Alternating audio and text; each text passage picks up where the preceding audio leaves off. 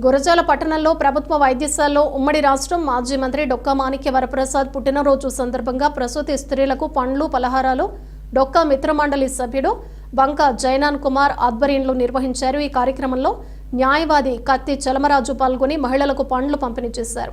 అనంతరం ఆయన మాట్లాడుతూ రాష్ట్రంలో న్యాయవాది వృత్తిలో ఉండి చట్టసభలకు వెళ్లిన వారిలో గురజాల న్యాయస్థానంలో న్యాయవాదులుగా పనిచేసి శాసనసభ్యులుగా అల్లనాటి కాసు బ్రహ్మానందరెడ్డి అగ్రగణ్యుడు అని, అదేవిధంగా బాపయ్య చౌదరి కూడా గురజాల న్యాయస్థానంలో న్యాయవాదిగా పనిచేశారు అని ఆకోవలోనే గురజాల వాసి డొక్కా మాణిక్య వరప్రసాద్ కూడా ముందు న్యాయవాది, తర్వాత శాతవాహనులు, అనంతరం మాజీ ముఖ్యమంత్రి వైఎస్ రాజశేఖర రెడ్డి మంత్రివర్గంలో మంత్రిగా విద్యాశాఖ, రూరల్ డెవలప్మెంట్ శాఖల్లో పనిచేశారని, ఆయన పుట్టినరోజు వేడుకలు ఈరోజు మనం జరుపుకోవటం చాలా సంతోషకరమని అన్నారు.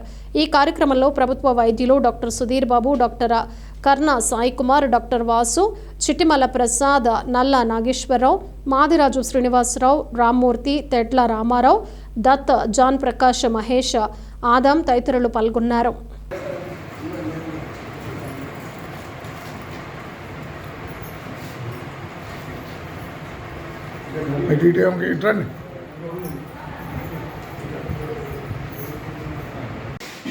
పలనాడు గట్ట మీద నుంచి ఎదిగినటువంటి నాయకుల్లో డొక్కా మాణిక్య వరప్రసాద్ గారిని మనం చాలా గొప్పగా చెప్పుకోవాల్సిన అవసరం ఉంది. ఎందుకంటే మాజీ ముఖ్యమంత్రి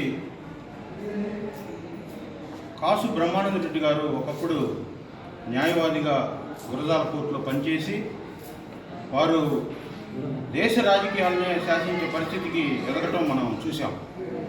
అట్లాగే గురజాల నియోజకవర్గం ఇంతకుముందు పూర్వం 1952లో పల్నాడు నియోజకవర్గంగా ఉండేది. దానికి కూడా ఎమ్మెల్యేగా ఒక న్యాయవాది మండవ బాపయ్య చౌదరి గారు ఎన్నిక కావటం మనం చరిత్రలో చూసాం. అదేవిధంగా మరో దళితుడిగా పుట్టి రాష్ట్ర రాజకీయాల్లో, రెండు తెలుగు రాష్ట్రాల్లో ఒక రాజకీయ పరిణతి చెందిన నాయకుడిగా ఎదిగినటువంటి వ్యక్తి డొక్కా మాణిక్య వరప్రసాద్ గారు. ఏ శాఖ ఇచ్చినప్పటికీ డొక్కా మాణిక్య వరప్రసాద్ గారు దాన్ని సమర్థవంతంగా నిర్వహించి దళితుల్లో కూడా పరిపాలన దక్షులు ఉంటారని చెప్పడం మనం గమనించాల్సిన అవసరం.